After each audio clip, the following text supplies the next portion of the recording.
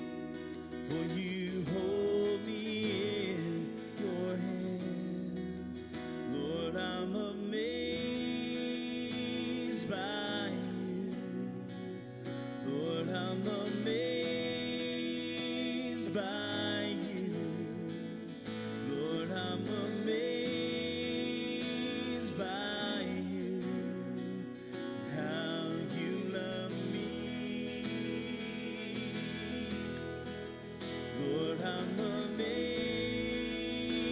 by you. Lord, I'm amazed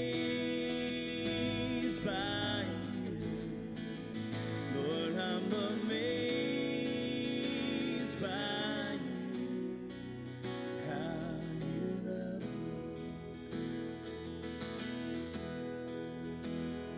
How deep, how wide,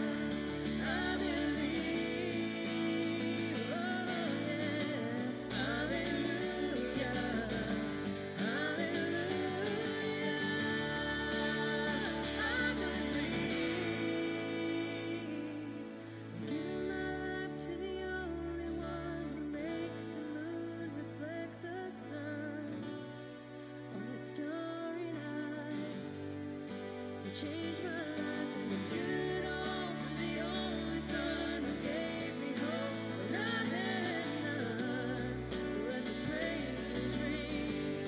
Oh, let the praises ring. Giving my life to the only one who makes the moon reflect the sun. Every starry night, every tear's divine. I'm giving my life to the only Son who was and is and yet to come.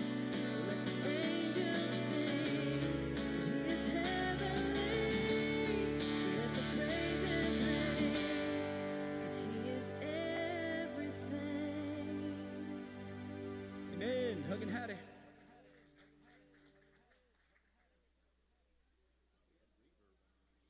like crazy. I was like, wait, where am I?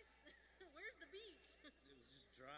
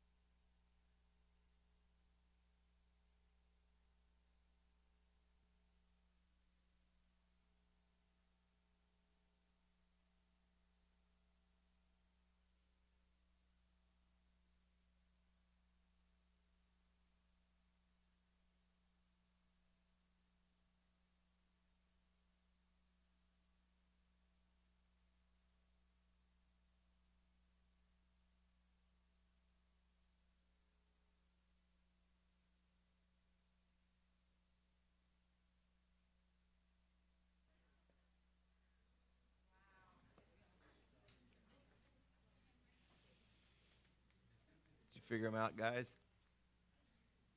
Kinda. Whatever. Hey, we're alive. Yeah. Okay. Here's your clue. Wedding, funeral. It's Wednesday. So that's why. Just not enough time to go back and change. So I thought, well, you've seen Stranger Things, I'm sure. Maybe not, but if you will, indulge me a little bit, and I'll go ahead and we'll do the deal tonight. And hope it doesn't sound too much like real preachers preaching, because I hate to get categorized the wrong way or anything like that. If you will, take your Bibles. Let's go back to the book of Genesis, chapter 32. And although we're still kind of wandering through He-brews, ultimately we ended up here because He-brews talks about those faithful people. And Jacob was one of them that's included with the family of Abraham, Isaac, and then Jacob and Esau. And as we left off last week, and we're going to back up a little bit just to go back and look at it, is what we found was here Jacob was, and he had gone through the deal with his dad and received the blessing just like God had promised his mom ahead of time that would happen. He'd gone through that and, in a just next to impossible situation and through great deceit with him and his mother, his dad did bless him with this family blessing. He received also part of the birthright for what he had taken from his brother, deceived his brother into giving him. And in doing so, though, ended up running for his very life. Not a feeling that any of us would like, not anything that we would desire or shoot for or try to become, because there's just something about that haunting feeling when you know somebody's after you. And in fact, that's what Jacob, or Esau, was. He was after his brother Jacob, and he burned inside. He desired to go ahead, and he said, as soon as Dad dies, he said, that my brother is dead. And so in that regard, then, the father and the mother both got together and said, hey, you got to get out of here. You got to give him a chance to cool down, because otherwise this isn't going to be good for you. And, a part of it is human nature. And all of us understand that. We all have things that bring fear into our lives. We all have situations we get into, sometimes not because we intended to, but eventually the thing worked out. There's misunderstandings between people. Some people are Christian, others are not. Even some that are Christians don't really take things so kindly to understand and be so forgiving and so loving. And so we find ourselves in kind of that fear, panic mode. Then there's times that it's people that have offended us, and we feel like we're doing a real good job just because we're going to ignore them, even though inside we despise them. And so if we see them in the grocery store, we make sure that we either leave the store or we go down a different aisle because we don't even want to come face to face. In both situations, human nature is there. And human nature desires to avoid conflict at all costs, I think, as a whole. It's one of the things that destroys churches is because, not because there is never conflict, there will be conflict for human beings. It's because it's not handled in the spirit, rather instead it's handled in the flesh. It's not handled according to God's word. Instead, it's handled according to man's law sometimes, or the code of guys, or the code of women, if women have a code, whatever it is. But I mean, there are just certain things. You do this, man, you're whatever to me, and all these symbols and gestures and stuff that can come out of it. And so what we have here with Jacob and Esau, and Jacob and the fleeing, and Esau and the ready to go ahead and to strike, is a very common situation. And it's not that all of us have had somebody that wanted to take our very life, but we've had people want to mess our lives up, or at least mess with our face, or mess with some part of us, or whatever in that regard. And so that human nature takes in. Jacob went ahead, though, and almost forgot, but began to end his journey then to this land that his mom and dad sent him to back to get a wife. He almost forgot about that promise of God, but he was reminded of it as he had that dream with this Jacob's ladder thing, or the stairway to heaven. And it was in that God then really did speak to him and put inside of him this blessing that Isaac had spoken was now being realized as God was confirming it. And he gave Jacob that. And if you will, let's go back and look real quickly at it here, before we start reading where we left off. But it's back here at chapter 28, okay? And it's that thing, and the reason I want to go back, and I want to remind you again, and just taking a look at this Old Testament, and I realize it's the Old Testament, not the New, but I want to tell you that those monumental times that God speaks are few and far between. Now, I don't mean that he can never speak at everyday events. I'm not saying that at all. But I'm talking about those instances when we absolutely positively know, oh man, we are on holy ground, we're in the face of God, we get that comprehension that it's like, whoa, and whether it's the hair stand up not because you're afraid, but because you suddenly realize you're in the presence of God, or whether it be something that God has called you to and it really takes everything in you to go ahead and accept that, or whether it's something you've been worried about and suddenly God just said, would you give it up and trust me? Here's where I want you to go. And as we have those moments, we need to lock on to them, and we don't need to embellish them, and we don't need to add more to it in our own understanding or figuring out how God's going to work it out. That's where we can trust. As you stand there with God, you can just trust. If he's confirming that he's in your life, then you can be assured that he will go ahead and watch your life to the end. So here with Jacob, that's what we have in verse 10 of chapter 28. Jacob left Beersheba, set out for Haran. When he reached a certain place, he stopped for the night because the sun had set. Taking one of the stones, he put it up under his head, lay down to sleep. He had a dream in which he saw this stairway resting on the earth with its top reaching to heaven. The angels of God were ascending and descending on it. There above it stood the Lord, and he said, I am the Lord, the God of your father Abraham, the God of Isaac, and I will give you and your descendants the land on which you are lying. You and your descendants. How can you have descendants if you're going to die the next day? You cannot. Unless you impregnate somebody maybe that night before, it would be a far stretch of it. But God was saying, look, quit worrying about dying. Quit worrying about life and death. Right now, you count on life, because I'm telling you, I've got a plan for you, and that plan includes you and your descendants, plural, okay? And I'm going to give you this land. Your descendants will be like the dust of the earth, so it's not going to be one, but multitudes of them, spread out to the west, the east, the north, and the south. All of the people on earth will be blessed through you, beyond comprehension, huh? All of the people on the earth will be blessed through you. And your offspring. I am what? With you, God said. I am with you. I will watch over you. Wherever you go, I will bring you back to this land. I will not leave you until I've done what I promised you. I am what? With you. And then pick up the next part. I will watch over you, and I will bring you back, and I will not leave you until I've done what I've promised. And when Jacob awoke from the place, he thought, surely the Lord is in this place. I was not aware of it. He was afraid and said, how awesome is this place? This is none other than the house of God. And so he sets up that pillar, anoints it, and then makes this promise in verse 20, saying, if God will be with me and watch over me on this journey I'm taking and give me food to eat and clothes to wear so that I may return safely to my Father's house, then the Lord will be my God. This stone that I have set up as a pillar will be my God's house, or be God's house, and all that you give me, I will give you a tenth. And so that's that situation. That's that landmark situation. That's that monumental situation. That's that even put a stone up to be a monument to remind me, here's what God said. Here's where I knew I stood in sober spirituality and absolute conviction that the Almighty God had spoken to me. He made a vow to me and I made one to him. Now, I would reference that in our lives in a variety of places. For some of you that have given birth or have a child born to you, I would guess that that was a monumental experience in your life. And it's like the scriptures say, at least the moms that I've talked to, that the word promises or says to us, and it's not necessarily a promise, but that in the joy of childbirth, that the pain will be forgotten as the child is embraced. An amazing thing. All of that nerve-wracking pain, but it's quickly forgotten in the excitement and the joy and the blessed nature of seeing a child in your hands before you. Right? I mean, do you not hear God when that takes place? I mean, I can't see somebody else's baby, especially that the more newborn they are, or whatever, without instantly thinking about how miraculous this is. And there are often times at that point where people will make vows to God. And if not then, they will soon follow it up and just see this as being this unbelievable gift. And God, you've given to me, I'm going to give back to you. And with your help and your wisdom, we will raise this child. All right? That's one. Other places along the line sometimes are in near-death experiences. I've had several of those. And when your life is right there on the line, and I've had, more than once in my life, and in fact, I would probably go 3 to 4 times, I've had those things where it's like, this is it. And I am fully convinced this is the end. Okay, I didn't see me going down this way, but it's happening. I never saw myself getting near as old. I didn't think I would live through my 30s. I just didn't have any plans of a long life because it just seemed like it was going to happen because of the way that I drove most of all, but the way that other people around me were too, But I just didn't think it would happen. I thought God's going to take me early. I told my mom and dad that. I said, don't count on me living a long life.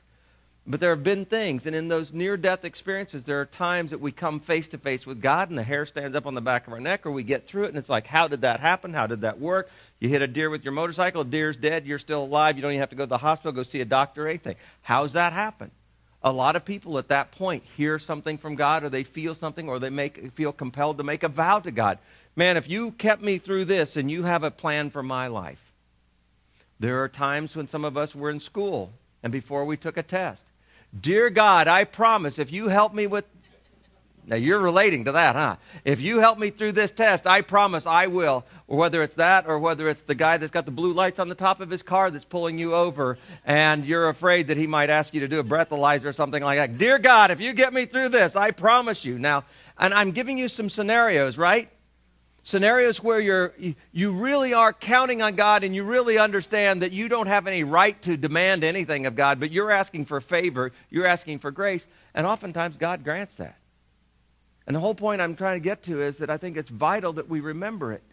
Not only vital because that's the only sensible, reasonable thing to do, you and me, to Almighty God.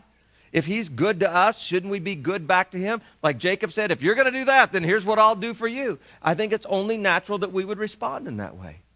But not only that, I think that it's vital and stuff that we hold on to it, not only because we make a response and we understand that, but because we begin to see that there really is a partnership that exists here. And that within it, then, what we need to do is to be able to hold on to those moments. And I don't mean to cherish them, and I don't mean to take a movie of them, and I don't mean anything other than, with God's help, to ask that, Lord, leave that indelible mark on my mind and let me never forget what you've done for me or what I promised I would do for you. Another one of those monumental times is oftentimes taken place in a place like what we have over here, or in a lake or a river or something like that, but a baptism. Because that's when somebody, by choice, and not because they just had a near-death experience or anything else, not because their baby was just born to them, but because they feel compelled in their heart that I need to let the world know that I'm making a commitment to God. And I'm taking God at his word. Lord, if you will have me, then I want to have you. And so you make that vow to God, and you're baptized into him, immersed into him, into his death, his burial, but also into his resurrection, and you begin to take on this new life, and the promises of God suddenly come to you, the ones that say, I will never leave you or forsake you, the ones that say, I will work all things to good in your life for good, no matter what the devil or anybody else tries to do. Trust me, I will work it to good. You will see it if you hold on to it, and et cetera, et cetera. Those promises of God become true. And we can read them in our Bible, and there's moments when we're relaxed and everything seems to be going good, and those things will stand out on the page to us, and we're like, oh, God, I'm not worthy of this. But the sad thing is, as we begin to prosper, kind of get on our own, we begin to kind of feel our oats, as my dad used to say, and that's when you begin to get a little bit cocky about things, and I can do this and I can do that. And if we're not careful, we'll soon forget all those promises that God made to us and that we made to him. Or we'll count on the ones that God made, because oftentimes when somebody owes us something, we remember it, we forget about the bills that we said that we would pay. And it's in the midst of that what you create is this chasm called fear. When we forget the promises of God, and we forget the closeness of God and the embrace of God, when we forget the miracle of God and the power and the presence of God, when we forget that, we stand in fear. And peace soon is fleeting while fear just pours in, and our fears then begin to get us reeling. I've seen the movies, I can think of countless things. That's what I did when I was rolling in my dad's truck and going upside down and flipping one end over the other and going, oh man, if this doesn't kill me, Dad will. I remember that, but I know the movies, one of the most, seeing that girl that lost her arm, with the shark and everything that way. But watching those surf movies and seeing those people just being tumbled by these huge, huge waves. And how do you know what's up and what's down? That's the way Satan works in the fears that he brings us into, right? He suddenly sends our life reeling. And if we're not careful, we will go so far as to be in such a panic that we forget. Just because this tumbling action is going on doesn't mean that it nullifies a one of God's promises. But if we don't count on them, we've nullified them. That's serious business. That's what I love about going back and looking at these people, is they're like us. We can learn a lot from Jacob. Jacob was in great fear. His brother wants to take his life, but then he spends one night out here laying on a rock and has a dream, and God speaks to him. And suddenly he's infused with this potential and this optimism and with this promise of God. And it's like, what else do I have? I'll take what you offer and I'll give back to you. And he begins to go and find, the next thing you know, he finds his way into this family he was looking for without a map, a GPS, or anything else. Next thing you know, the immediate family he was going to see, and the beautiful girl that he wants to marry, and her dad that says, you can work for her, that's fine, we'll make a deal. And Jacob spends the next, I forget now, 20 years of his life, whatever it was, taking care of getting this wife and having children and all these things, and building up in the midst of it this huge arsenal of people, servants, as well as family, 12 kids, 11 sons, 1 daughter, wives, and then on top of it, these servants and all these animals and animals and animals and animals. To the point that, how did he amass all that? He started with nothing because God held up his end of the deal. Now, what part of that's not good? It's the part of us that forgets. Because oftentimes we'll receive these blessings of God, as we call them. We'll receive the things that God has provided in the midst of his promise to look after us and take care of us and provide for us and all that. And in the midst of it, we'll receive those things. But we're oftentimes like a child that begins to get too much. And if we haven't been there, we've seen others that have. Is there anything like a spoiled child that gets so much that all they can look at is what they didn't get? Or that says, I'm bored, I have nothing to do, and yet all of these things line their walls and their closets and whatever else. There's a part about that that's just kind of like, man, there's nothing that will satisfy you. And I feel like at times we must get that way, or God must get that way with us. Like, what will it take to satisfy you? Have I not proven myself over and over and over again? But even worse than that, so oftentimes in all that we receive, instead of being blessed by it, we almost take it for granted to the point that we discard it or become frivolous with it. And then we begin to feel like God somehow or another giving us the short end of the stick. And then on top of it, we suddenly get into this crisis mode where there's something that takes place that we didn't see coming. And all of a sudden now the devil is able to portray it in such a way that he blocks out our mind and our memory of remembering the promises of God. He blocks out our mind and our memory of how God has already blessed us and sustained us through numerous situations that we didn't think we'd ever get through, that God took care of us then. And the next thing you know, we can't think anything about God other than the devil portraying God as being somebody that somehow or another now is giving us the short end of the stick, and he's let us down because he's not fulfilled in the way we thought that he should. That's how the devil works. And when that begins to take place, he fills us with fear. That false evidence that appears real, he fills us with, first of all, the fear that God doesn't care. He takes away the promise of God that is the most important of all, and that's the one that God loves us. And to this day, that is the most difficult comprehension, and yet it's the most prominent teaching of the whole Word of God. It's my most difficult thing is to believe when I know me that God still loves me. But he does. And that's what the devil does not want, because that kind of love, when you have confidence in God, not yourself, but in God's love that he promised that he had, when you have confidence in the fact that if Jesus Christ could die for me when I was oblivious to him and could care less about him, but then if he died for me and paid for my sins and waited for me to come to him, how much more will he love me now that I've come to him and received that forgiveness? And in the midst of it, that ought to be our confidence and our shield. It's the love of God that casts off fear. It's the fear of God that goes ahead and allows us to not be afraid any longer. Because if God is for us, then as Paul said, who can be against us? And the answer is no one or nothing. Neither height nor depth. I'll read the rest of Acts 8 or Romans 8 there. But all of that's contained in there. But the devil knows that, and he knows that the well-established, grounded and rooted Christian that is based on the promise of God cannot be moved. But oh, the one that has a short foundation can easily be swayed or swept away. And that's how he works, to try to build fear up in us that we would completely forget about God, feel that God's forgotten about us. And it's all about us, and it's all about what we can do, and it's all about now our strength and strategies and trying to come up with things of how we're going to, whether it's paying the bills or how we're going to conquer this or do that or get rid of our enemy or whatever it may be. And I'm telling you, we waste a lot of our energy. We are a computer that is busy opening up windows that we have no business. And what the devil works like, at least in my life, what I've experienced, and you tell me if you agree, the devil works like pop-ups. Boom, boom, boom, boom, boom, boom, boom, boom, boom, boom, boom, boom. Not that kind, guys. No, it's just those, those fishing pop-ups. Oh, so you like that? Well, how about this, this, and this? You want to take a trip? Well, did you think about going there? And you can't X out of those things quick enough because they just keep coming up unless you've got the pop-up blocker on. And that's what tonight I want to talk to you about, is the pop-up blocker. That God has given us the Holy Spirit and given us a memory that if we would hold on to his promises, we block those things popping up that bring about fear. But I'm telling you what, if you don't want to use your memory and you don't want to count on the promise of God and you aren't willing to have a mind that is strong, you will be dismayed and dissuaded every time against God and toward it's all about you and it's yours now to handle because everybody else has abandoned you. That's where Jacob got to. He went from this to experiencing this huge unbelief entourage of people and animals that he's got. From their standpoint, not ours today, but from their standpoint then, this guy was loaded. I mean, he had buku everything. Because back then, your animals were your clothes. Your animals were your food, both your meat as well as your milk and your cheeses. Your animals were provisions in so many ways. They were your money that you could trade for other things that you might need.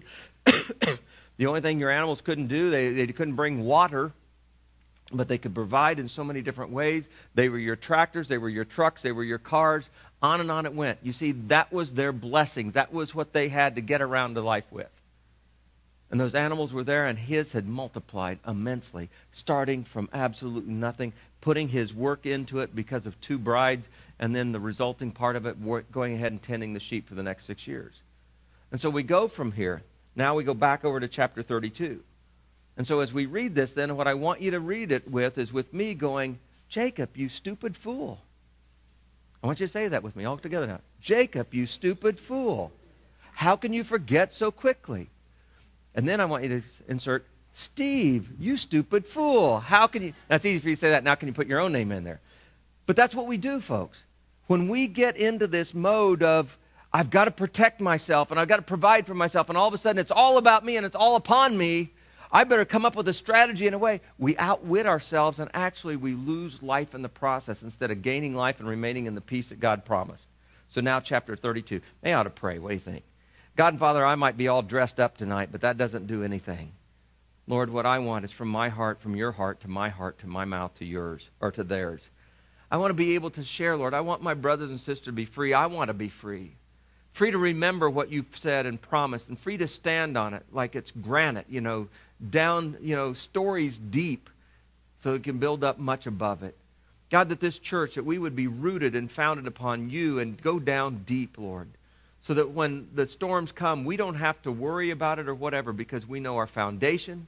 We know that we're rooted down. We know that our faith is in you and not in ourselves, not in the circumstances, but just in you, God. And so I pray, and I give you thanks for Jacob. I thank you that he's so much like us.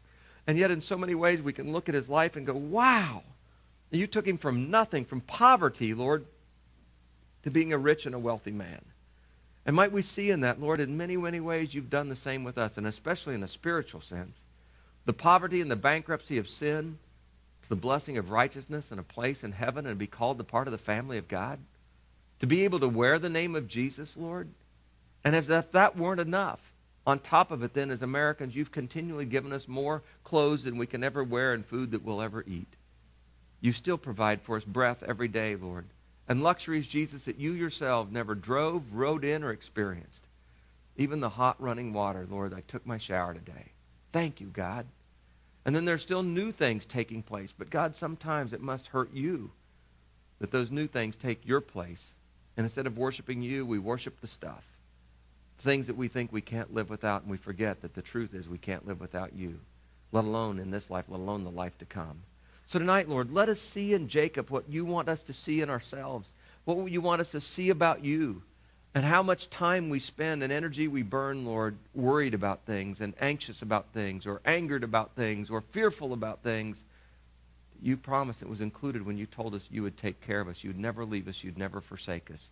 You would be with us always, even to the end of the earth. So, Lord God, might we trust that we aren't alive because we've kept ourselves. You have. You've kept us alive. And so with the life that you continue to give us, might we go ahead and give you the credit and the glory and the praise and the honor. Might we learn to love you with all of our heart, soul, mind, and strength, not because you command us to, but because we can't help but as we begin to really believe how great your love is for us. So speak through me tonight, Jesus, to these people that I love, and I pray in your name. Amen. So as we go now to Jacob, then let's read it with this in mind. So he leaves Laban, and Laban leaves him, and he goes on his way, and the angel of God met him. And that's the part that I said is so hard. He calls it the camp of God. So one more confirmation. Okay, you're heading this direction. God's sending his messenger to say, you're on the right track. Way to listen, way to go. And you handled that well with Laban. Now let's move on. And so Jacob sent messengers ahead of him to his brother Esau. Verse 3 says, in the land of Seir, the country of Edom. He instructed them, this is what you're to say to my master Esau. Your servant Jacob says, I've been staying with Laban. I've remained there till now. I've cattle and donkeys and sheep and goats and menservants and maidservants. Now I'm sending this message to my Lord that I might find favor in your eyes. I think I mentioned last week that from my standpoint, if my brother had done that to me, I'd think that he was kind of bragging a little bit. Maybe trying to show off or stick in my eye. I got the blessing. Look how much I've been blessed. How about you? You know? But that wasn't Jacob's intent, but that's what it can sound like if we just look on the surface of it. But he said, I'm sending this. And when the messengers returned to Jacob, they said, we went out to meet your brother Esau, and now he's coming to meet you with 400 men, and 400 men are with him. In great fear and distress. I didn't look up that word. I think we know what it means, right? Great fear, not just fear, but great fear, that overwhelming hot breath out of the ovens of hell that comes into our face and makes us want to wilt. That distress that, oh man, what am I going to do now? That everything that turns tight inside of us and binds up and everything else like that. And then suddenly those pop-ups begin to happen. Boom, boom, boom. And all these thoughts about, oh man, it's curtains for me. And no thought at all about, well, God, how about you? You just sent me angels. What were they there for? To tell me, get ready because here comes the end? I don't think so. But that's the way he's acting. So the messengers return, and immediately he takes this thing of Esau and 400 men, not as a good thing, but it's got to be a bad thing. He's still mad at me and ticked at me. And you see, that's what happens when our imagination isn't curtailed, when our imagination isn't halted where it stands by us. Because you know what? You are in control of your imagination. The Holy Spirit and God can inspire it, but the devil can as well. But you're the one that takes control of it. That's why Paul taught us how to fight the spiritual battle in 2 Corinthians 10, not just Ephesians 6, but in 2 Corinthians 10, he said, so I take captive every thought to make it obedient to Jesus. You've got to capture those thoughts. And those thoughts that come up sometimes are fears, and sometimes are distresses, and sometimes are all the what ifs. And yes, there's a bunch of what ifs. As I plan to fly to go meet Julie, this week to do her niece's wedding and everything that way, I mean, it wouldn't make any difference. I am no more at danger of dying in the air in that plane than I am of driving up there. Either way, I could die. Either way, I can live. Last Saturday, as I'm sitting in the airport all day long, and poor me, woe is me. That's like I said, God, wait a minute, man. First of all, thank you for these soldiers, and I'm glad they're getting to go home. Because I thought I need to give thanks in all things. And I said, number 2, thank you, God. I'm not being tortured someplace. I might not have all the freedom in the world, and but I'm not sitting here starving to death. I'm not sitting here, but my battery's running dead on my phone. What am I going to do then? And I mean, those thoughts are running through my mind because I'd packed all that stuff and sent it and the check-on stuff, so I didn't have to handle it. And now I'm going, wow, why didn't I just keep at least my plug-in, or something that way? But these thoughts are going through my head. And like I said, it's like, wait a minute, God, why don't I begin to give you thanks for the things that I can give you thanks for? And it lightened my whole day, and it didn't speed it up any. And then I even had that thought that went through my mind, well, what if God kept me from getting on that plane because something's going to happen? And one of the times I was talking to Jeff Dietz, and I called him, I told him, I said, Jeff, you know what? That's just really stupid. I don't even like to think that way because I don't want anybody else's to go down. But God's got a plane that he wants me to ride, and these just aren't them. So I'm going to wait for the one that he's got for me. Little did I know I'd end up in Detroit to find that plane. But nonetheless, I got to ride, and I said, well, God, and then you wouldn't believe this, but guess where? I've never sat there in my life. The flight that I got to Atlanta, I was in row 36, the back of the plane, and I prefer aisle seats myself. I just can't stand. I mean, you that want to look out the window, go ahead and look all you want. But for me, I just need a little bit of room, and I want to get up and not have to get over anybody else if I do. But I'm stuck back in this right rear corner where the thing begins to taper back, and so you're like this. I mean, and there's a window, and you can see the jet out there. That's all you can see is this big jet engine there. You can't see anything else, like nice view, And I'm stuck back there. There's this lady over here going, and I'm like, give me a crying baby. Don't give me the plague. Whoa. And I'm going, okay, God. I said, I'll do anything. Just get me on the plane. So I'm like, okay, now I'm going to die of tuberculosis because I'm sure that's what she's got, I mean, the pop-ups, folks, I'm telling you. I can go from the most peaceful, serene thing, and God, you're so cool, to the next thing I know, I'm going, I've got such a terrible life, and I'm stuck in the back of the plane. I'm beyond this. I'm above this. I'm whatever, I mean, and I'm not saying those things, but they're all running through my mind because what? It's not going the way I thought it would go. And somehow or another, I believe that God owes me this little charmed life, and I do have a charmed life compared to so many. But man, if there's a little bit of obstacle in the way, man, how quickly we wilt and quit praising and suddenly start cursing. And I didn't do the cursing part of it, but I wasn't praising. And so the Holy Spirit just keeps working on me. He said, come on, Steve, take captive those thoughts here. Is it that bad? And one of the most amazing things was the guy that I'm sitting next to, we had been at every one of those, whatever you call them, the place, they got the board up there and you got the gal checking you in and waiting on standby. I mean, we had gone from 5 o'clock in the morning all the way through till that last flight that left Detroit that we're together on, and he's the one sitting back with me at the back of the plane. And his wife and little girl and then her mother are up farther up, and we're both back there. And I looked at him and said, man, I feel like we ought to know somebody. What's your name? By this time, are we relatives or something by now? I mean, we've been together all day long. And I kept thinking, if it wasn't for you and your 3 people, all 4 of you going on this, I'd have probably got on a lot quicker. But I'm always behind you on that list that's there, And he laughed, he said, I'm Joey. And I said, I'm Steve. And we got to talking. And next thing you know, the seat opened up in front of him. And he said, hey, do you want to move up there? Instead, he said, that looks pretty cramped. I was like, yeah. So asked the gal if she cared if I moved up. So I moved up. And then he starts this conversation with me. What do you do? Blah, blah, blah. And I don't know. I mean, he gave me, and I've got to respond to his email. He gave me his email. And he said, man, I just want to bless you today. And then the chills come. I'm like, now, I don't know what that means. I just know that it was the last thing at the end of the day I was looking for. But I found out that he was a believer. I didn't take it, and I don't know. Maybe he is, maybe he isn't. I don't know. I mean, he didn't tell me about a church that they attend or whatever else like that. But he believes. He said, I believe God wants me to give this to you.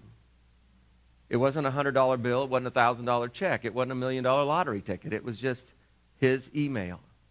And he said, if you'll go ahead and contact me, he said, there's something I want to do for you. And maybe it'll open up doors for you and your church. And I'm just like, God, would that not be like you? Through all this, to get to this, and here I am, turning around, my neck got this crook in it because I'm turning around talking in the aisle there. I was like, why did I stay back there? I had a crook in my neck already, you know? So at least it would have been the same direction. But anyway, but it was just like this so surreal of a moment, and I'm going, God, you are so cool. And the next thing you know, that opens up the door to keep talking with this lady here. And nobody, you know, I didn't sing Just As I Am and everybody came forward or anything like that. I mean, it wasn't like we suddenly had this revival going on. Yay, praise the Lord. You know, I mean, it didn't happen that way. But man, I mean, it's like the first refreshment I've had all day long are these two people that now are wanting to talk. And I'm like, I just want to sleep, man. I just want to check out. I just want to get home, you know. No, but instead it's like, it's invigorating. And I'm like, how absolutely cool. And found out she's a bike rider. You know, she likes to ride and one thing like that. But she knows I'm a preacher, and she's trying to put together where in Atlanta I am. And she lives here, but she's based out of Delta or out of Detroit. So she's always flying up there to go do her work and then gets to come home occasionally, you know. And so this how that whole thing unfolded. But I mean, folks, I'm just telling you, if you would chart your life, there's going to be ups and downs for certain. And there's some people that talk about the mountaintop, but you know what? I found a lot of mountaintops are pretty cold. And I find most of the flowers bloom and grow down the valley. Don't get me wrong, I love the vistas and I like the view and all that good stuff, you know, which is what a vista is, I think, you know, Spanishly speaking. And, you know, so I mean, I love seeing that and I like being up high, but at the same time, there's a lot of beauty on every part of it. I've had the privilege of being in the Rocky Mountains several different times that I still prefer to the Smokies. I'm sorry. But, you know, there's something about that and going up through them and every level and the waterfalls and the this and that and the rocks that get huge. And then the next thing you know, you're above the tree line and it's a whole nother thing. And then that one time I got in trouble with Ranger Rick because I took the Jeep. We were in the open Jeep and we started out 75, 80 degrees. And by the time we got top, it snowed on us. And I thought, if it's going to snow, I'm taking this Jeep off here. So we went out across this area over there. I didn't see any sign, but yeah, I kind of knew better. And Ranger Rick came up and said, you're going to get a ticket for driving on the tundra. I'm like, really? He goes, do you know that it will take 1,000 years for that tundra to go back? I said, nah, God's quicker than that, man. I don't believe that at all, you know. But anyway, that was just kind of one of those stories. But there was a beauty up there, but there's also beauty down below. And I find out in life that if we're looking for it, we'll see beauty. But if all you're looking for is all that's going to go wrong, man, Satan will put it in front of you every time. He'll give you that slideshow and show you, woe is you and how bad your life is. Jacob's getting into that mode. He's all of a sudden not thinking one thing about God, the promises of God, how God took him that night and gave him the stairway to heaven thing, how he's coming back to that very place just like God said that he would. He's got many descendants, more than he ever dreamed. He's forgotten all about the fact that this is not going to be for this moment, but for all of the world. I will impact all the nations because of you, Jacob. He's forgotten all about that. And God's saying, I'll be with you and I'll provide for you. And he could see what God had provided, but God never said, I'm done providing. My deal's done here, Jacob. But Jacob's acting as though it's over, it's done, I'm cursed now. Now I'm on my own. God's given up on me. And God never said that. But we do the same thing. A little bit of difficulty, a little bit of hardship, a little bit of something not going the way we think, and the next thing you know, God's bailed on us. That's the way the devil works. But I'm telling you, it's not the way that God works. And so here Jacob is going through all this, and as I said last week, gets his robe tied up in knots underneath him, you know, and it's all for nothing, really. Because he's being a fool. Oh, Jacob, you're being a fool. So we read then in verse 7. In great fear and distress, Jacob divided the people. In what? Not just fear, but great fear. In what? Distress. He divided the people who were with him into two groups, and the flocks and the herds and the camels as well. And he thought, if Esau comes and attacks one group, then the other group that's left may escape. So at least somebody will get out of here. So that's how Jacob, in his mind, that's logic. Not a bad deal if you're really afraid and if you think you're going to outrun him or whatever, but I'm telling you what, 400 guys, what if he splits his into two groups? Jacob didn't exactly have an army here. He had a bunch of shepherds and sheep, you know. What are they going to do? Go, bah, you know, and try to scare him or what, you know? I mean, it just wasn't going to happen. But the first thing that hits Jacob is fear and amazement. What's your first thing? Or what do you fight it back with? Then we realize after he gets done with the fear and makes his great plan, then Jacob prays, oh, God of my father Abraham. Gets in this panic mode. I mean, you can just read it in him. That's fear and distress prayer. Oh, God, oh, wow, I don't know how to even begin this prayer. God, what am I going to do? Everything's crumbling in around me. And God's going, nothing's crumbled, dude, except you. You're crumbling, but nothing else is. But he prays. And it's instead of being this faithful prayer about, God, I remember this and I remember that, and I know your promises, Lord, and you would never fail me. He's now coming to God and going, man, I need to remind you about this. Oh, Lord, who said to me, go back to your country and your relatives, and I'll make you prosper. I'm unworthy of all the kindness and faithfulness you've shown your servant. I had only my staff when I crossed this Jordan, but now I've become two groups. Save me, I pray, from the hand of my brother Esau, for I'm afraid he'll come and attack me and also the mothers with their children. But you have said, I'll surely make you prosper, and I'll make your descendants like the sand of the sea, which cannot be counted. So he briefly comes back and sticks his toe in it, but then runs back over here to live in fear. Why? Because the devil's got him on the run. How quickly do we vacillate? We remember a little bit about, but we almost turn it into blaming God. And you said you would, but you don't seem to be now. Why don't we turn that into you said you would, so why wouldn't I believe you will? It's because we quit thinking and we start feeling. And then our feelings turn into other thoughts of how we're going to protect ourselves instead of just coming and relaxing in God and saying, if this is it, this is it. I didn't keep myself alive. You did. If it's time for me to die, it's time for me to die. So he remembers some of it. He spent the night there, and from what he had with him, he selected a gift for his brother Esau. I think we covered a lot about this last week, but from a farmer's point of view, I mean, this is pretty cool. 200 female goats and 20 male goats. That's a good ratio for goats for breeding, so I understand. 200, and whenever I see this, it always remembers this kid that was in Bible college, and he was preaching one of his first sermons, and really dramatic about it and everything like that. And he was doing the one about David, and how David, had, the story Nathan tells to David about this man that had all these sheep, was very rich, and this one man that had a little lamb. And he's talking about it. And he goes, so here's this guy with all these hundreds and thousands of sheep, and this other guy over here with one little ewe lamb. An ewe. What's a ewe? Okay? So I always think about that. So they had 200 female goats, 20 male goats, 200 ewes, and 20 rams. But the idea being here, folks, is these ratios are good breeding ratios.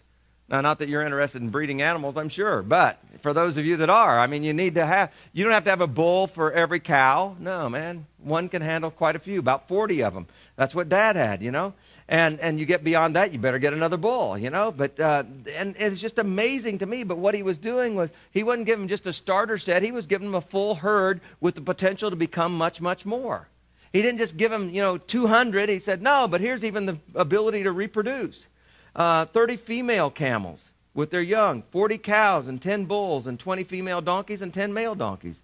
He put them in care of his servants, each herd by itself, and said to the servants, go ahead of me, keep some space between the herds. He instructed the one in the lead, when my brother Esau meets you to ask, to whom do you belong and where are you going and who owns all these animals in front of you? You're to say, they belong to your servant Jacob and they're a gift sent to my lord Esau, and he's coming behind us. I'm setting this on in front of me, so coming behind. In other words, I'm going to just kind of smooze him over here a little bit, I'm going to go ahead and try to bribe him to like me, and I'm going to suck up to him all that I can. That was his plan. And it's not that it's a bad plan, but I can't tell you as I stand here beyond, trust me in this. I mean, one of the most frustrating things that when you work with animals that you get into beyond cleaning the pens, that's the most frustrating thing, but beyond that, one of the most frustrating things is sorting them. And whether it's getting the little pigs away from the mother pigs, the sows, whether it's weaning the calves, oh man, they bawl. I mean, when they say, "Mwah," they mean they just cry all night long, and the mama calves come over and they call back to them, and it's just this, any of you ever experienced that? I mean, that can go on for a week before they finally give up and realize, okay. And then mom's like, good. I'm done nursing that thing, And she walks off and she's fine back to eating grass, and the calf's going, I guess I don't get anything more like that. Now I got to eat this stuff. Well, this isn't bad, And you kind of just see that on their face. I think that's how they talk to themselves. But anyway, sorting them is such a pain. And separating a mother from its child, so to speak, is really, really difficult. And I know some of you that would just say, that's the cruelest thing you could do. Yeah, it is. But that's how you farm or how you ranch. And but then the other thing is even as the pigs grew up, sorting them off, and the boars from the gilts, and then creating barrows out of them, which we won't go into tonight, and all this different thing, and then getting them ready for market. I'm telling you what, you talk about something that was an all-day wear-you-out session was trying to sort things out to take them to market. Because you'd have, you try to get one in here and 15 would come. And then you have to get them all back out and start from scratch all over again. And then you got this one you finally get sorted off, and then 2 others run out. And I'm just telling you that because I want you to know this was not a small, easy task, separating out all these Ewees and the rams and the goats and the that and the this and the bulls and the cows. But I mean, he counted them out. And he wanted to make sure that it was the right number, for, like I said, the future prosperity of it all. And so I just can't imagine how much time he invested. First, this idea and all this, then getting everybody together. No megaphones, no cell phones, no text messages, but he's got these all over the place. Brings them together, sorts them off, wants to make sure that he gives his brother good ones, too. So it's, no, that one's not quite good enough. Let's take this one here instead. And I mean, what a 3-ring circus is going on here. And all because what? Oh, I've got to appease my brother, and I've got to hope that I can bribe him into accepting me and to turn down his wrath. Never asked God, hey, God, how's Esau doing? Nothing in here that we ever see that he ever prayed to God for Esau. God, I pray you're blessing my brother. God, I pray you've dissuaded him and taken away his anger and his wrath. God, I'm thankful that I could come and if you want to, you can bless my brother through me. I'd be glad to. Let there be a reunion. Let there be, this joining back together. Let's end the conflict. And we all have conflicts that are going to come about in our lives. Matthew 18, verse 15 and following, Jesus gives a pretty good example of how to handle conflict resolution. It's the whole idea of seeking reconciliation. It's not trying to make somebody reconcile to you. It's you appealing to them with loving kindness. But Jacob didn't get that. Instead, he starts ordering all these servants. They do all the sorting, sending these gifts, spreading them out, keeping a fine distance in between them. He also, verse 19, instructed the second and the third and the others who followed the herds. You're to say the same thing to Esau when you meet him. Be sure to say, hey man, you got to put it this way, salesman. Your servant Jacob is coming behind us, for he thought, I'll pacify him with these gifts I'm sending on ahead. Later when I see him, perhaps he'll receive me. So Jacob's gifts went on ahead of him, but he himself spent the night in the camp.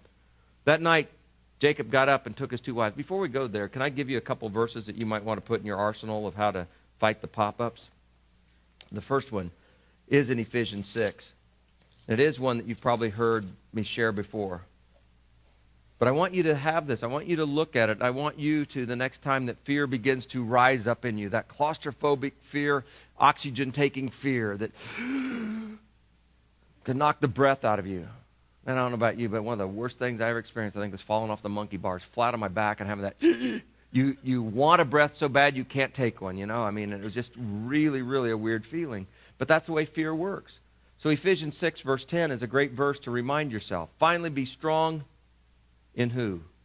In the Lord and his mighty power. Put on the full armor of God so that you can take your stand against the devil's scheme.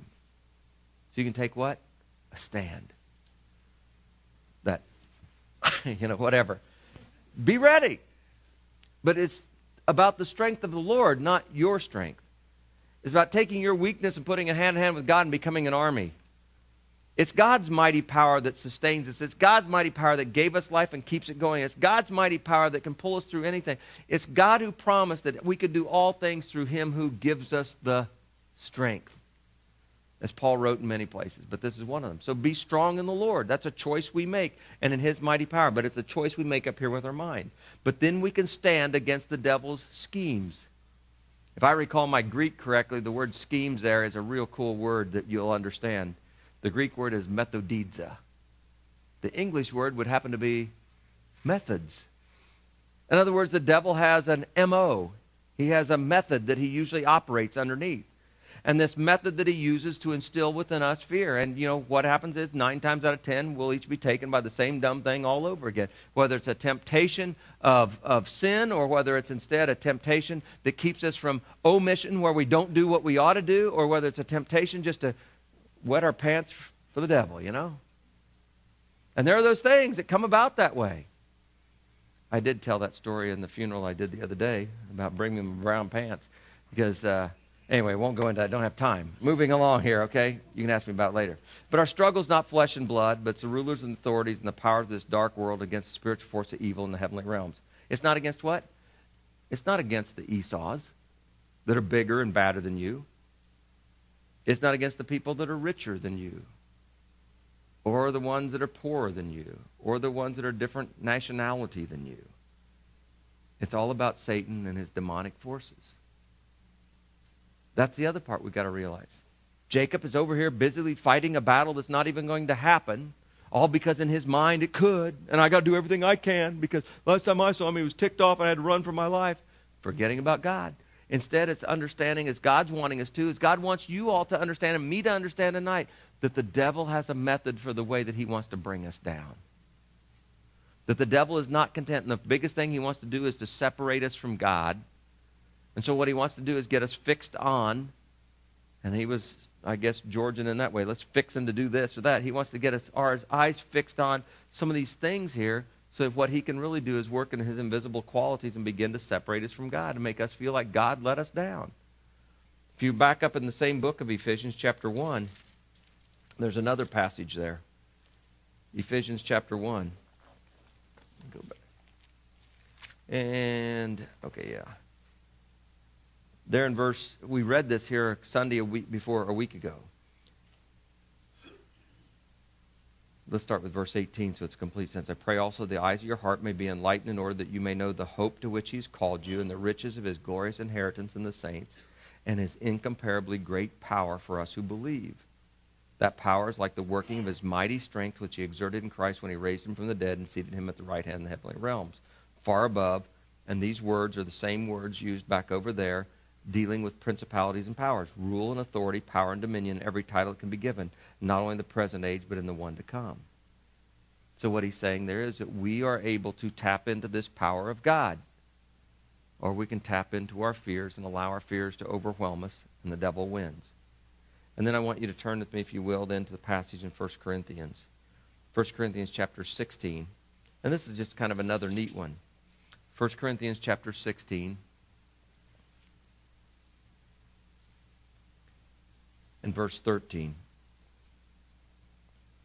Paul writes to the Corinthians, and they've had their set of problems and stuff like that, but he's trying to give them a reason to move on, to not be fighting each other, not be picking which preacher's better than the other preacher or who's got the best spiritual gift. But what he says now, he said, so be on your guard.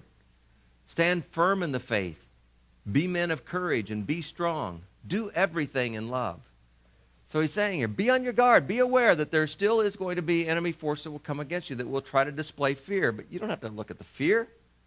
Check it in the Lord. Stand firm in the faith. Your faith in yourself? No, your faith in God. The faith of his promises. Be men and encourage, or women of courage. Be courageous about that. Courageous about your ability? No, man. Courageous about God's ability and his great love. And then be strong in his power. Isn't that cool? I bet Jacob wishes he would have had that. But now what we read then as we go on from here. So Jacob had all this fear. He had the fear and the distress in great ways. And now then that night he gets up. I'm jumping back to 32 of Genesis, verse 22. He got up, took his 2 wives, his 2 maidservants, his 11 sons, and he crossed the ford at Jabbok.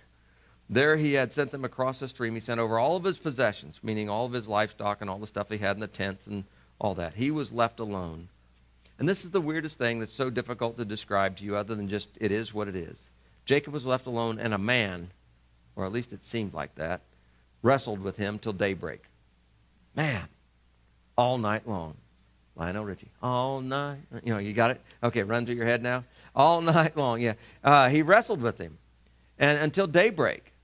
When the man, and this is what's really difficult, and I don't want to pretend to be more of a theologian than I am. But Jacob wrestled with him. When the man saw, in verse 25, he could not overpower him, he touched the socket of Jacob's hip so that his hip was wrenched, and he wrestled with the man. Then the man said, let me go. It's daybreak. Is it Dracula? That's what we read about in all those movies and stories, right? It can't handle the daylight. No, it's not Dracula. But Jacob replied, I will not let you go unless you bless me. Where all of a sudden did this guy get this courageous ability? What in the world is going on here? And I'll flat out tell you, I don't know and I don't understand. But there was something inside of Jacob that goes, you may seem like a man, but you're more than a man. There's something different about you. I'm going to hold on with all that I've got. And I don't know whether he was finally then dissipating all this pent-up fear and distress or what was going on here. But he gets the feeling that this just isn't an ordinary situation here. But then all of a sudden this hip is wrenched, and yet it just makes him more determined than ever. I'm going to hold on. Jacob replied, I'll not let you go unless you bless me. So neither guy seems to win, back and forth, over and over. And it's just one of those movies that wears you out, because it's like somebody give up here, But now it's daybreak. The man asked him, he said, what's your name? So I don't know if they stopped in the midst of it, each one of them having a chokehold or what it was, or one at the legs and one at the other, but what's your name? You're going to ask me now after we wrestled all night? This is kind of weird. He said, my name's Jacob, which means what? Deceiver. Remember? The man said, your name will no longer be Jacob, but Israel, because you've struggled with God and with men and have overcome. And Israel means what? One who struggles with God. The moral of the story? Why are those people over there in that Mideast called Israelites to this day? More than Jews, they're Israelites, because they're those descendants of this guy that was once Jacob that became Israel because he struggled with God. I think it applies completely within our Christian life because sometimes we need to struggle with God. We need to struggle with how God's working. Why didn't he do it different? You're God. You could have answered that prayer. But that's just it. You're God. I'm a human. You know stuff that I don't know. You could see the end. But the whole thing is, folks, I'm telling you, that's okay to struggle with God. Hold on. Just don't let go. Don't give up that struggle. Don't quit struggling to hold on to God and his truth. As a Christian, that's what it's all about. And it's like I make fun of you tonight and us tonight when we get in these fearful moments and we get overwhelmed with these pop-ups and we let fear and distress captivate us and we suddenly start working on our own to come up with a solution and we forget all about God. I'll make fun of you in that way because you don't have to go through all that. You can in turn say, wait a minute. If I'm going to wrestle with anything, I'm not going to wrestle with all these problems that can't be contained. I'm going to wrestle with a hold on to God. God, I'm not letting you go. You promised you would never leave me or forsake me. You promised you could work all things good. So I'm holding on to you. You're stuck with me. And it's having that resolve that says, I'm not going to let go. God loves that.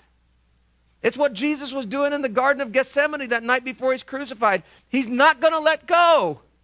That's why every time after he'd say, God, I would love for this, but God, you're so God, you're my Father in heaven. I know you love me. You've got the plan.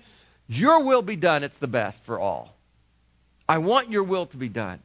Even though I want this, I truly know what's best is your will to be done. That's why we're encouraged and really to pray in the name of Jesus. When we say in Jesus' name we pray, that's what it is. Our final resolution is, God, but your will be done. Here's my request. Here's what I'll ask. And you told me I can ask, and I have not because I ask not. So I can ask. But a part of the asking, though, in the end of it all is saying, but in asking you, it's because you are the great provider, and you've already given me more than I deserve, and you've already taken care of me, God, and I know that there's nothing that's beyond you. If you want to do it, you can. And if you don't, it's because it's not the best. Your will be done. That brings peace, folks. It puts out the fire of fear. It takes the stress out of distress. When you finally give in and say, God, I trust you. I'm not going to let go of you. You can go from being a deceiver, somebody who claims to believe in God, but do it all of your own strength. And you can become one that finally just says, no, I do it all in God's strength, the strength that he gives me and the strength that is beyond me. He said, your name will no longer be Jacob, it will be Israel. Because you have struggled with God and with men, and you have overcome. Jacob said, tell me your name. But he replied, why do you ask my name? And then he blessed him there. So Jacob called the place Peniel, saying, it's because I saw God face to face, and yet my life was spared. Jacob put two and two together and said, man, I knew there was something. But why is it a man, but it's God? And the only thing I can tell you, and some would go so far as to tell you, it could have been an epiphany or a presence of Jesus before he actually came, born of Mary. Angels, though, we're told in the book of He-brews that we're studying, even as we're going through Genesis, is that angels are those ministering spirits sent to help us that will inherit salvation. Ministering spirits. But you know what God says? Be hospitable and entertain people. Be hospitable to all people, because you never know when you're entertaining an angel. Jacob didn't know because he just seemed to be a man. But he found out in the midst of this wrestling match that it was not even just an angel of God, it was God. And in the same way in our lives, it's just like me the other day. In the midst of it, when I began to try to praise and began to try to love people and count people as valuable in the eyes of God, and they should be valuable to me even though I didn't have anything to connect me with them, but yet they're valuable because Jesus died for them every bit as much as me. In the midst of finally getting on the plane and even being stuck in the back of it and everything like that, but I'm on, thank you, God, you honored that request. Then it's like the people around me opened up. I wonder if they were open all along and I just couldn't see them. I was looking at them as being in my way, like people in traffic in Atlanta, right? They're in my way, instead of seeing them as a gift of God. The sun rose above him as he passed Peniel, and he was limping because of his hip. And therefore, to this day, the Israelites don't eat the tendon attached to the socket of the hip because the socket of Jacob's hip was touched near the tendon. And I know last week I thought we'd get right into this, but I took too much time on the other end. But I want you to see the setup here. I want you to see how quickly we go distressed, how quickly these pop-ups come, how quickly forget the promises of God. And there's no reason to forget them other than Satan likes to do the boogity and get us to believe in the boogeyman all over again, doesn't he? So we've got to do it, and I've got to work my way out of it. And I'm not saying that there's never a time to have work and determination, even as Jacob had, but the biggest thing is be determined and work to hold on to God no matter what. Don't let go of God, because then you'll be blessed. Jacob looked up in chapter 33, and there was Esau. So, man, he no more than I'm just exhausted, reading this. And you're probably exhausted me going through it, but I'm exhausted reading it. Here, Jacob's, going along with the hip deal, it's wrenched, and it's not working right, and you try to rub it, and it won't, and the next thing you look up, and it's like, oh, holy smokes, there's my brother and the 400 men. I just expended every ounce of energy I had left. Just shoot me now, because it's over. He looked up, and there was Esau coming with the 400 men. So he divided. That's the way he's thinking it, So he divided the children among Leah and Rachel and the two maidservants. And he put the maidservants, their children in front, and Leah, because Esau's bad. And her children next, and Rachel and Joseph in the rear. They got the back of the bus. He himself went on ahead, and he bowed down to the ground 7 times. Once is not, my hip hurts, but I'm bowing down. And one more time, bowing down. And how many is that? 3, 4, 5. I'm doing my calisthenics because I want you to know, man, I'm really bowing down to you, buddy, my brother, But I love this. Esau ran to meet Jacob and embraced him. He threw his arms around his neck, and he kissed him, and they wept. Not exactly what Jacob was expecting. Whoa!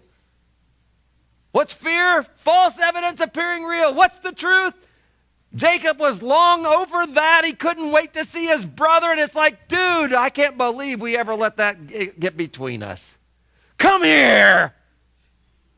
And remember what he smelled like? Come here! And he stuck his armpit, put Jacob's head right there in his armpit. And go, hey, come here! That's a man's man. What do you think? Let me kiss you. Okay, I won't say no, but yuck.